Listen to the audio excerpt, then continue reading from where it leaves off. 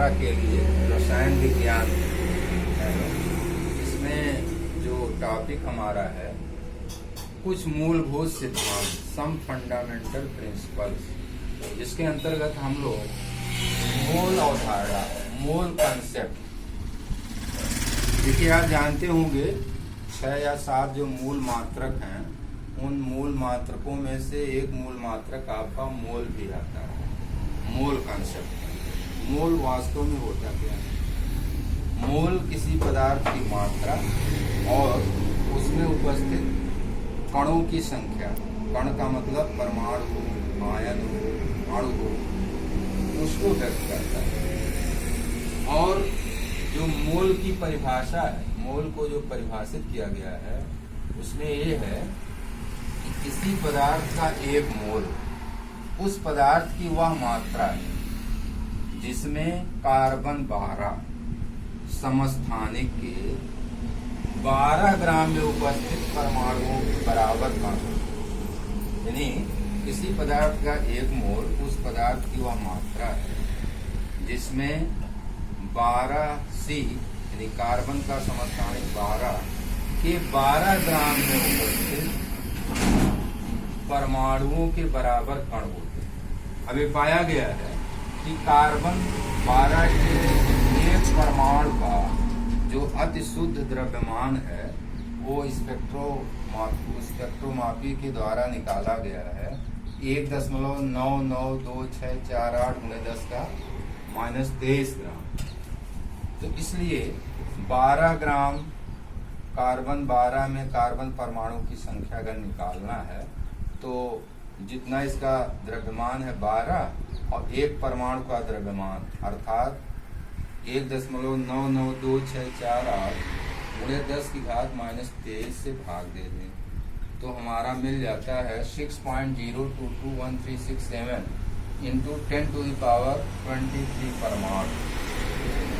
तो अब ये तय हो गया कि कोई भी पदार्थ उसका अगर हम एक मोल लेते हैं तो उसमें 6.022 × 10⁻23 कण होंगे। कण में परमाणु भी हो सकता है, आयन भी हो सकता है, अणु भी हो सकता है। अर्थात किसी पदार्थ का एक मोल उसकी वह मात्रा है जिसमें 6.022 × 10⁻23 कण के अंतर्गत परमाणु, अणु अथवा आयन पाए जाते हैं। और जो मोलर मास होता है, आणविक द्रव्यमान, किसी भी पदार्थ के अणुभार के बराबर होता है, परमाणु भार के बराबर होता है मोलर मास। ये हमारा मोल का कंसेप्ट है और इस पर आधारित कुछ क्वेश्चन है। जैसे पहला क्वेश्चन है, निम्नलिखित में मोलों की गणना की। जैसे 46 ग्राम एनए, तो मोल का एक सूत्र होता है कि मोल बराबर पदार्थ की मात्रा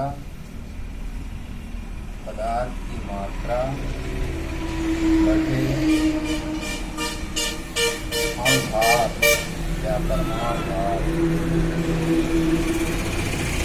अणुभार या परमाणु भार। तो जैसे हमको 46 ग्राम एनए में कहा मोल बताना है तो इस सूत्र में हम रख देंगे, यानी एनए के मोलों की संख्या बराबर होगी मात्रा 46 ग्राम, परमाणु भार 23, तो मोल हो गए 2। इसी आधार पे अगर 9 ग्राम H2O में लाना है तो मात्रा है 9 ग्राम, अणुभार है 18, H2O का अणुभार 18, 9/18 1/2 हो जाएगा। इसी तरह हम 134 ग्राम CO2 में कार्बन डाइऑक्साइड का मोल निकाल सकते हैं। 134/23 का अणुभार 12 और 32 44 के बाद में। दूसरा क्वेश्चन है, द्रव्यमान की गणना की 2 मोल NaCl। देखिए किसी भी पदार्थ का एक मोल उसके अणुभार के बराबर मात्रा होता है। तो NaCl का अगर अणुभार निकालें तो 23 और 35.5 58.5, तो एक मोल NaCl में 58.5, तो 2 मोल में 2 से गुणा कर देंगे। उसी तरह एक मोल H2O का द्रव्यमान 18 होता है तो उसमें एक मोल O2 16 × 32 ग्राम के बराबर है, तो 3 मोल से गुणा कर देंगे। अगला क्वेश्चन है, 10 ग्राम CO2 में C परमाणुओं की संख्या।